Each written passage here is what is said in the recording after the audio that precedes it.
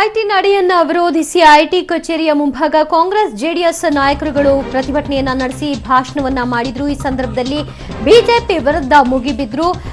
IT ದಾಳಿ ಬಗ್ಗೆ ಕುಮಾರಸ್ವಾಮಿಗೆ ನಿನ್ನೆಯೇ ಮಾಹಿತಿ ಕೊಟ್ಟವರು ಯಾರು? ಖುದ್ದು ಕುಮಾರಸ್ವಾಮಿಯಿಂದಲೇ ರಹಸ್ಯ ಬಯಲಾಗಿದ್ದು ಹೇಗೆ?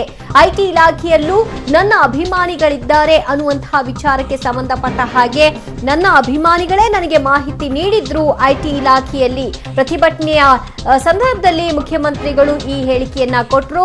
ಐಟಿ ದಾಳಿ ನಿನ್ನೆಯೇ ಸೋರಿಕೆಯಾಗಿದ್ದು ಹೇಗೆ ಅನ್ನುವಂತಹ ವಿಚಾರಕ್ಕೆ ಮುಖ್ಯಮಂತ್ರಿಗಳು ಕೊಟ್ಟಂತಹ ಹೇಳಿಕೆಯಲ್ಲೇ ಉತ್ತರ ಸಿಕ್ತು. ಐಟಿಯಲ್ಲೇ ಯಾರೋ ಒಬ್ಬರಿಗೆ ಒಂದು ಮಾಹಿತಿಯನ್ನು ಕೊಟ್ಟಿದ್ದಾರೆ, ಮುಖ್ಯಮಂತ್ರಿಗಳಿಗೆ ಮಾಹಿತಿಯನ್ನು ಕೊಟ್ಟಿದ್ದಾರೆ, ದುರ್ಬಳಕೆಯನ್ನು ಮಾಡ್ಕೊಂಡಿದ್ದಾರೆ ಅವರು ಕೂಡ ಅಂತ ಹೇಳ್ತಾ ಇದ್ದಾರೆ. ಅವ್ರಿಗೆ ಅಭಿಮಾನಿಗಳಿರ್ತಾರೆ, ನಮಗೂ ಅಭಿಮಾನಿಗಳಿರ್ತಾರೆ.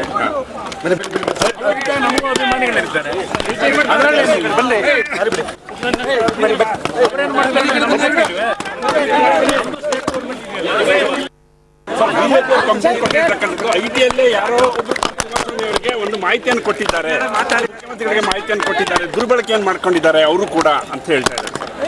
ಅವ್ರಿಗೆ ಅಭಿಮಾನಿಗಳಿರ್ತಾರೆ, ನಮಗೂ ಅಭಿಮಾನಿಗಳಿರ್ತಾರೆ.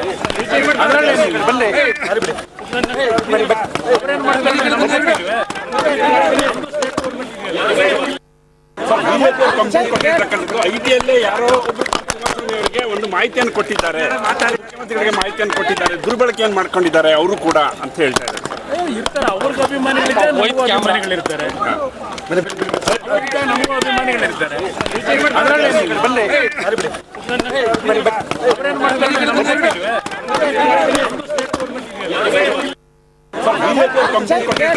ಐಟಿಯಲ್ಲೇ ಯಾರೋ ಒಬ್ಬರಿಗೆ ಒಂದು ಮಾಹಿತಿಯನ್ನು ಕೊಟ್ಟಿದ್ದಾರೆ. ಈ ಬಗ್ಗೆ ಹೆಚ್ಚಿನ ಡೀಟೇಲ್ಸ್ ಕೊಡ್ತಾರೆ ನಮ್ಮ ಪ್ರತಿನಿಧಿ ಸುನಿಲ್. ಮುಖ್ಯಮಂತ್ರಿಗಳು ಅಭಿಮಾನಿಗಳಿರ್ತಾರೆ, ಅವರು ಹೇಳಿಕೆ ಕೊಟ್ಟಿದ್ದಾರೆ ಅಂತ ಹೇಳ್ತಾರೆ. ಆದ್ರೆ ಅಭಿಮಾನ ಬೇರೆ, ಒಂದು ಸಂಸ್ಥೆಯ ಜವಾಬ್ದಾರಿಯನ್ನ ನಿರ್ವಹಿಸ್ತಾ ಇರ್ಬೇಕಾದ್ರೆ ಅಲ್ಲಿನ ಕರ್ತವ್ಯಗಳನ್ನ ಪಾಲನೆ ಮಾಡಬೇಕು ಅನ್ನೋದು ಬೇರೆ ಅಲ್ವಾ? ಹಾಗಿದ್ರೆ ಖಂಡಿತ ದಿವ್ಯಾ, ಇವತ್ತು ಏನು ಐಟಿ ದಾಳಿ ನಡೆಯುತ್ತೆ ನಮ್ಮ ಮೇಲೆ ಅಂತ ಹೇಳ್ಬಿಟ್ಟು ನಿನ್ನೆನೆ ಮಧ್ಯಾಹ್ನನೇ ಅವರು ಹೇಳಿದ್ರು, ಒಂದು ಹೇಳಿಕೆಯನ್ನು ಕೊಟ್ಟಿದ್ರು. ಐಟಿ ದಾಳಿ ನಡೆಸುವಂತ ಯೋಚನೆ ಮಾಡ್ತಾ ಇದೆ ಅಂತ ಅವ್ರು ಹೇಳಿದಕ್ಕೆ ಬೆನ್ನಲ್ಲೇ ಇವತ್ತು ಬೆಳಗ್ಗೆಯಿಂದ ಐಟಿ ದಾಳಿ ನಡೀತಾ ಇತ್ತು. ಹಾಗಾಗಿ ಇವತ್ತು ಪ್ರತಿಭಟನೆ ಬಂದ ಸಂದರ್ಭದಲ್ಲಿ ಒಂದು ಪ್ರಶ್ನೆ ಬಿಜೆಪಿ ಅವರನ್ನು ಆರೋಪ ಮಾಡ್ತಾ ಇದ್ದಾರೆ, ನೀವು ಕೂಡ ಇಲ್ಲಿರ್ತಕ್ಕಂಥ ಐಟಿ ಅಧಿಕಾರಿಗಳು ನಿಮಗೆ ಒಂದು ಮಾಹಿತಿಯನ್ನು ಕೊಟ್ಟಿರ್ತಕ್ಕಂಥದ್ರ ಮೇಲೆ ಕಂಪ್ಲೇಂಟ್ ಮಾಡಿದ್ದಾರೆ ಅಂತ ಹೇಳಿದಕ್ಕೆ ಅವ್ರು ಹೇಳಿದ್ದೊಂದೇನೆ ಅವ್ರಿಗೆ ಹೆಂಗೆ ಅಭಿಮಾನಿಗಳಿದ್ದಾರೋ ಅವರಿಗೆ ಮಾಹಿತಿ ಕೊಡ್ತಕ್ಕಂಥದ್ದು. ಹಾಗೆ ಐಟಿ ಇಲಾಖೆಯಲ್ಲೂ ಕೂಡ ನಮ್ಮ ಅಭಿಮಾನಿಗಳಿದ್ದಾರೆ, ನಮಗೆ ಮಾಹಿತಿಯನ್ನು ಕೊಟ್ಟಿದ್ದಾರೆ ಅನ್ನೋ ಒಂದು ಮಾತುಗಳನ್ನ ಹೇಳಿದ್ದಾರೆ. ಹಂಗಾಗಿ ಎಲ್ಲ ಒಂದ್ ಕಡೆ ಎಲ್ಲರೂ ಕೂಡ ಇಲ್ಲಿ ಬಿಜೆಪಿ, ಕಾಂಗ್ರೆಸ್, ಜೆಡಿಎಸ್ ಅಂತಲ್ಲ, ಎಲ್ಲರೂ ಕೂಡ ತಮ್ಮ ತಮ್ಮ ವ್ಯಾಪ್ತಿಯಲ್ಲಿ ಅಧಿಕಾರವನ್ನು ದುರ್ಬಳಕೆ ಮಾಡ್ತಾ ಇದ್ದಾರೆ ಅನ್ನೋದನ್ನ ಸ್ಪಷ್ಟವಾಗಿ ಹೇಳ್ಬೋದು ದಿವ್ಯಾ. ಅಂದ್ರೆ ಮುಖ್ಯಮಂತ್ರಿಗಳಿಗೆ ನಿನ್ನೆ ಸೋರಿಕೆ ಆಗಿದ್ದಕ್ಕೆ ಕಾರಣ ಅಲ್ಲಿ ಯಾರು ಅಂದ್ರೆ ನಿನ್ನೆ ಹೇಳಿದ್ರು ಬಿಜೆಪಿಯ ಕೆಲವರು ನಮ್ಗೆ ಮಾಹಿತಿ ಕೊಟ್ಟಿದ್ದು ಅಂತ. ಆದ್ರೆ ಇವತ್ತು ಐಟಿ ಇಲಾಖೆಯಲ್ಲೇ ನಮ್ಮ ಅಭಿಮಾನಿಗಳಿರ್ತಾರೆ, ಅವರೇ ಕೊಟ್ಟಿರ್ತಾರೆ ಅಂತ ಒಂಥರ ಕನ್ಫ್ಯೂಷನ್ ಇದೆ ಅಲ್ಲ, ಯಾರು ಮಾಹಿತಿ ಕೊಟ್ಟಿದ್ದು ಅನ್ನೋದನ್ನ ಮುಖ್ಯಮಂತ್ರಿಗಳು ಎರಡೆರಡು ಸ್ಟೇಟ್ಮೆಂಟ್ ಕೊಟ್ಟಿದ್ರಿಂದ ಯಾವುದು ಅಂತ ನಂಬೋದು ಅಲ್ಲ. ಇಲ್ಲಿ ಇವತ್ತು ಅವ್ರ ಹೇಳಿಕೆಯನ್ನ ನೀವು ಗಮನಿಸಿದ್ರೆ ಇಲ್ಲಿ ಐಟಿ ಇಲಾಖೆಯಲ್ಲೂ ಕೂಡ ನಮ್ಮ ಅಭಿಮಾನಿಗಳಿದ್ದಾರೆ, ಅವರೇ ನಮಗೆ ಮಾಹಿತಿಯನ್ನು ಕೊಟ್ಟಿರ್ತಕ್ಕಂಥದ್ದು ಅಂತ ಅವರೇ ಸ್ಪಷ್ಟವಾಗಿ ಹೇಳಿರ್ತಕ್ಕಂಥದ್ದು ನೀವು ಆ ಬೈಟ್ ನಲ್ಲಿ ಕೇಳಿಸ್ಕೊತಿದ್ದೀರಾ. ಹಾಗಾಗಿ ಯಾರೋ ಒಬ್ರು ಅದು ಎಲ್ಲಿಂದ ಮಾಹಿತಿ, ಆದ್ರೆ ಎಲ್ಲರೂ ಕೂಡ ಎಲ್ಲ ಇಲಾಖೆಯಲ್ಲೂ ಕೂಡ ತಮ್ಮ ತಮ್ಮ ಅಭಿಮಾನಿಗಳಾಗಿರ್ಬೋದು, ಅವರ ಆಪ್ತ ವರ್ಗದ ಅಧಿಕಾರಿಗಳಾಗಿರ್ಬೋದು, ಎಲ್ಲರೂ ಕೂಡ ಒಂದು ಮಾಹಿತಿಯನ್ನು ಸೋರಿಕೆ ಮಾಡ್ತಾ ಇದ್ದಾರೆ. ಎಲ್ಲಿ ಒಂದು ಗುಪ್ತವಾಗಿ ದಾಳಿ ನಡಿಬೇಕು, ಅದು SB ಆಗ್ಲಿ, ಐಟಿ ಆಗ್ಲಿ, ಇಡಿ ಆಗ್ಲಿ, ಎಲ್ಲಿ ಗುಪ್ತವಾಗಿ ಒಂದು ದಾಳಿ ನಡಿಬೇಕು ಅದು ಎಲ್ಲೂ ಕೂಡ ನಡೀತಾ ಇಲ್ಲ. ಎಲ್ಲ ಕಡೆನೂ ಸೋರಿಕೆ ಆಗ್ತಾ ಇದೆ. ಇದೇ ಸೋರಿಕೆ ಆಗಿರ್ತಕ್ಕಂಥದ್ದು ಈ ಅಧಿಕಾರಿಗಳೇ ಇಲ್ಲಿನ ಒಂದು ಮಾಹಿತಿಯನ್ನ ಒಂದು ರಾಜಕಾರಣಿಗಳಿಗೆ ಕೊಡ್ತಾ ಇದ್ದಾರೆ ಅನ್ನೋದು ಇದರಿಂದ ಸ್ಪಷ್ಟವಾಗುತ್ತೆ ದಿವ್ಯಾ. ಥ್ಯಾಂಕ್ ಯು ಸುನಿಲ್, ನಿಮ್ಮೆಲ್ಲ ಮಾಹಿತಿಗೆ. ಮುಖ್ಯಮಂತ್ರಿಗಳಿಗೆ ಮಾಹಿತಿಯನ್ನು ಕೊಟ್ಟಿದ್ದಾರೆ, ದುರ್ಬಳಕೆಯನ್ನು ಮಾಡ್ಕೊಂಡಿದ್ದಾರೆ ಅವರು ಕೂಡ ಅಂತ ಹೇಳ್ತಾ ಇದ್ದಾರೆ. ಅವ್ರಿಗೆ ಅಭಿಮಾನಿಗಳಿರ್ತಾರೆ, ನಮಗೂ ಅಭಿಮಾನಿಗಳಿರ್ತಾರೆ. ನಮಗೂ ಅಭಿಮಾನಿಗಳಿರ್ತಾರೆ.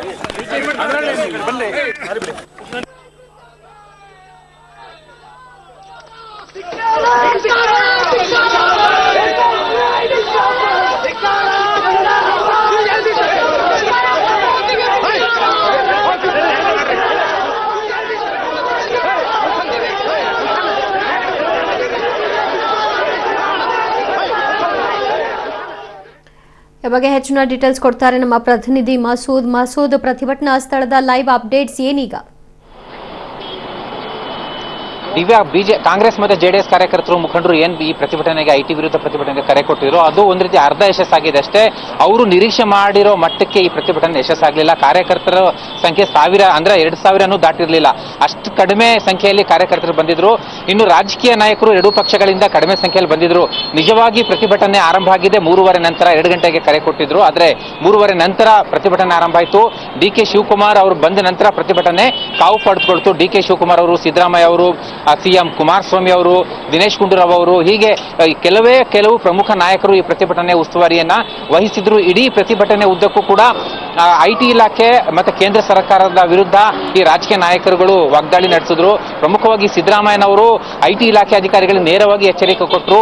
ಈ ಚುನಾವಣೆಯಲ್ಲಿ BJP ಅಧಿಕಾರಕ್ಕೆ ಬರೋದಿಲ್ಲ, ಅಧಿಕಾರಕ್ಕೆ ಬರೋದೇ ಕಾಂಗ್ರೆಸ್. ಆವಾಗ ನಿಮ್ಮ ಆಟ ಯಾವ ರೀತಿ ನಡೆಯುತ್ತೆ ಅವಾಗ ನೋಡ್ತೀವಿ. ಆವಾಗಲೂ ಕೂಡ ನೀವು BJP ಪರನೇ ಇರ್ತೀರಾ ಇಲ್ವಾ ಅಂತ ನೋಡ್ತೀವಿ ಅನ್ನುವಂಥ ಎಚ್ಚರಿಕೆಯನ್ನ ಸಿದ್ದರಾಮಯ್ಯ ಅವರು IT ಇಲಾಖೆ ಕೊಟ್ಟರು. ಇನ್ನು ಕುಮಾರಸ್ವಾಮಿ ಅವರು ಸ್ವಲ್ಪ ಸುದೀರ್ಘವಾಗಿ ಮಾತಾಡಿ IT ಇಲಾಖೆಯ ಮುಖ್ಯಸ್ಥ ಬಾಲಕೃಷ್ಣನ್ ಅವ್ರಿಗೂ ಕೂಡ ಒಂದು ರೀತಿ ಎಚ್ಚರಿಕೆ ಕೊಟ್ಟರು. ಈ ತರ ನೀವು ಒಂದು ಪಕ್ಷದ ಪರವಾಗಿ ಕೆಲಸ ಮಾಡಬಾರ್ದು ಅನ್ನುವಂಥ ವಿಚಾರ ಹೇಳಿದ್ರು. ಮತ್ತೆ ಒಂದು ಗಂಭೀರ ಆರೋಪವನ್ನು ಕೂಡ ಮುಖ್ಯಮಂತ್ರಿ ಅವರು ಮಾಡಿದ್ರು. ರಾಜ್ಯಪಾಲರ ಹುದ್ದೆಯನ್ನ ಇನ್ನು 3 ತಿಂಗಳ ನಂತರ ಬಾಲಕೃಷ್ಣನ್ ಅವರು ರಿಟೈರ್ಡ್ ಆಗ್ತಾರೆ. ಆ ಸಂದರ್ಭದಲ್ಲಿ ರಾಜ್ಯಪಾಲರ ಹುದ್ದೆಯನ್ನ ಕೊಡುವಂತಹ ಒಂದು ಡೀಲ್ ಮಾತುಕತೆ ಒಳ ಒಪ್ಪಂದ BJP ಮತ್ತೆ ಈ ಬಾಲಕೃಷ್ಣನ್ ನಡುವೆ ಆಗಿದೆ. ಹಾಗಾಗಿನೇ ಅವರು BJP ಅವರು ಏನೆಲ್ಲ ಹೇಳ್ತಿದ್ದಾರೆ ಆ ರೀತಿ ನಡ್ಕೊಳ್ತಾ ಇದ್ದಾರೆ. ಇವತ್ತು ಅಮಿತ್ ಶಾ ಮತ್ತೆ ನರೇಂದ್ರ ಮೋದಿ ಅವರ ಸೂಚನೆ ಮೇರೆಗೆ ನಮ್ಮ ನಾಯಕರ ಮನೆ ಮೇಲೆ ದಾಳಿ ಮಾಡಿದ್ದಾರೆ. ಆದ್ರೆ ಈ ದಾಳಿಯಲ್ಲಿ ಎಷ್ಟು ಅಕ್ರಮ ಆಸ್ತಿ ಸಿಕ್ತು, ಎಷ್ಟು ಅಕ್ರಮ ಹಣ ಸಿಕ್ತು ಲೆಕ್ಕ ಕೊಡಿ ಅನ್ನುವಂತಹ ವಿಚಾರವನ್ನು ಕೂಡ ಸವಾಲನ್ನು ಕೂಡ ಮುಖ್ಯಮಂತ್ರಿಗಳು ಹಾಕಿದ್ದಾರೆ. ಆದ್ರೆ DK ಶಿವಕುಮಾರ್ ಅವರು ಹೆಚ್ಚಿನ ಪ್ರಮಾಣದಲ್ಲಿ ಮಾತಾಡಲಿಲ್ಲ. ಯಾಕೆಂತಂದ್ರೆ ಅವರೇ ಅದಕ್ಕೆ ಕಾರಣ ಕೂಡ ಹೇಳಿದ್ರು. ನನ್ನ ವಿರುದ್ಧ ಹಲವು ಪ್ರಕರಣಗಳಿದ್ದಾವೆ, ಸೂಕ್ತ ಸಂದರ್ಭ ಬಂದಾಗ ನಾನು ಮಾತಾಡ್ತೇನೆ, ಎಲ್ಲವನ್ನೂ ಕೂಡ ಮಾತಾಡಬೇಕಾಗಿದೆ. ನಾನು ಕೂಡ IT ಇಲಾಖೆ ಸೇರಿದಂತೆ ಬೇರೆ ಬೇರೆ ಇಲಾಖೆಗಳು ನನಗೂ ಕೂಡ ಸಾಕಷ್ಟು ಕಿರುಕುಳ ಕೊಟ್ಟಿದ್ದಾರೆ.